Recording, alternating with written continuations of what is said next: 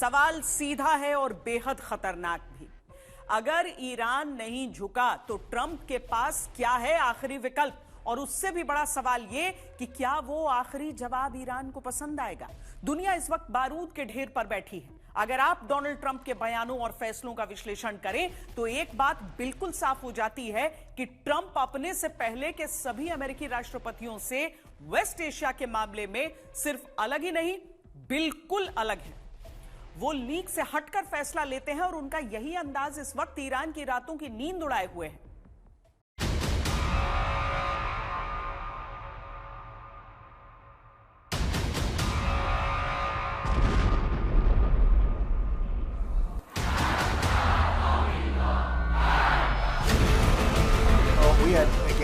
सुनिए ट्रंप का यह बयान जो बताता है कि उनके दिमाग में ईरान को लेकर आखिर क्या चल रहा है। ट्रंप जिस कन्विक्शन के साथ बात करते हैं वो दुनिया को डराता भी है और चौंकाता भी है। जून 2025 में हुई 12 दिन की वो भीषण जंग हो या फिर अमेरिका, इजराइल और ईरान के युद्ध की शुरुआत में ही सुप्रीम लीडर समेत पूरे के पूरे ईरानी सुप्रीम काउंसिल को नेस्तनाबूद करना, ट्रंप ने अपने हर फैसले से दुनिया के होश उड़ाए हैं। ये सच्चाई है, वो कहीं ना कहीं ये दिखा रहे हैं अपनी डोमेस्टिक कॉन्स्टिट्यूएंसी को कि अमेरिका का पलड़ा भारी है और अमेरिका कॉम्प्रोमाइज नहीं करेगा। ईरान जो शर्तें अमेरिका ने रखी हैं उन पे साइन करने के लिए तैयार है, मगर असलियत जो है वो काफी अलग है। ईरान की जो रेड लाइन है, स्पेशली स्टेट ऑफ हॉर्मुज को ऊपर टोल लेने की, और कहीं ना कहीं जो बात है कि यूरेनियम प्रोग्राम और एनरिचमेंट यूरेनियम देने की, उस पे ईरान अड़ा हुआ है। और ऐसे में ऐसा लगता है कि यूं तो कहा जा रहा है कि ये डील साइन होने के बहुत नजदीक है, मगर ऐसा नजर नहीं आ रहा। अगर ये डील साइन नहीं होती तो ऐसा लगता है लड़ाई दोबारा स्टार्ट हो जाएगी।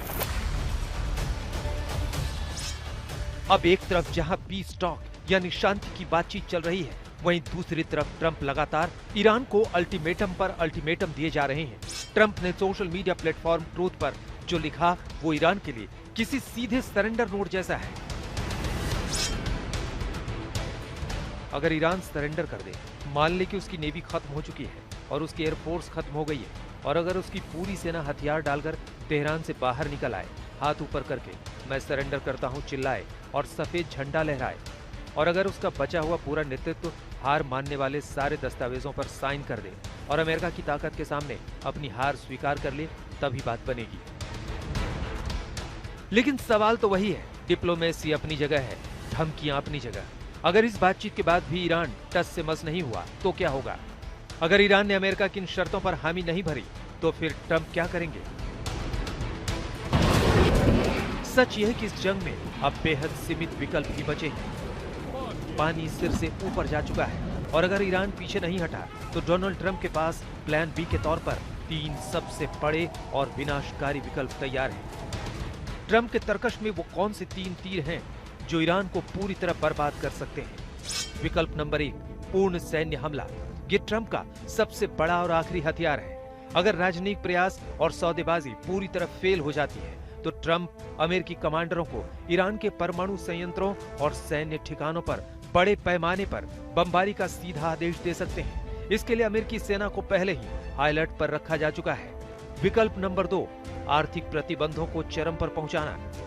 अगर ट्रंप सीधे मिलिट्री एक्शन से बचना चाहेंगे तो वो मैक्सिमम प्रेशर की नीति को इस हद तक ले जाएंगे जिसकी कल्पना भी ईरान ने नहीं की होगी। ईरान के तेल निर्यात को पूरी तरह ठप कर दिया जाएगा, जिससे ईरान अंतर्राष्ट्रीय स्तर पर आर्थिक रूप से पूरी तरह पंगु हो जाएगा। विकल्प नंबर 3, क्षेत्रीय गठबंधनों से ईरान की घेराबंदी। अमेरिका अकेले नहीं लड़ेगा, वो खाड़ी देशों जैसे Saudi Arab, UAE, Oman, Qatar, Kuwait, Bahrain और अपने सबसे भरोसेमंद साथी इजराइल के साथ मिलकर ईरान को चारों तरफ से घेरेगा। रणनीति साफ है, ईरान के पूरे प्रॉक्सी नेटवर्क को जड़ से नेस्तनाबूद कर दिया जाए।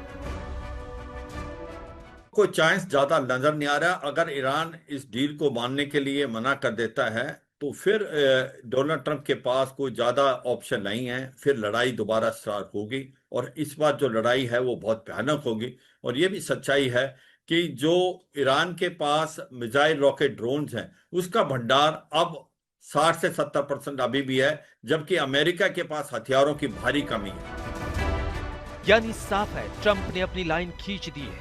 अब गेंद ईरान के पाले में है। या तो वो सफेद झंडा दिखाकर सरेंडर कर दे या फिर अमेरिकी सेना के उस भीषण प्रहार को झेलने के लिए तैयार रहे जो वेस्ट एशिया का पूरा भूगोल बदल सकता है, जिसकी तस्दीक ट्रंप पहले ही पोस्ट कर चुके हैं।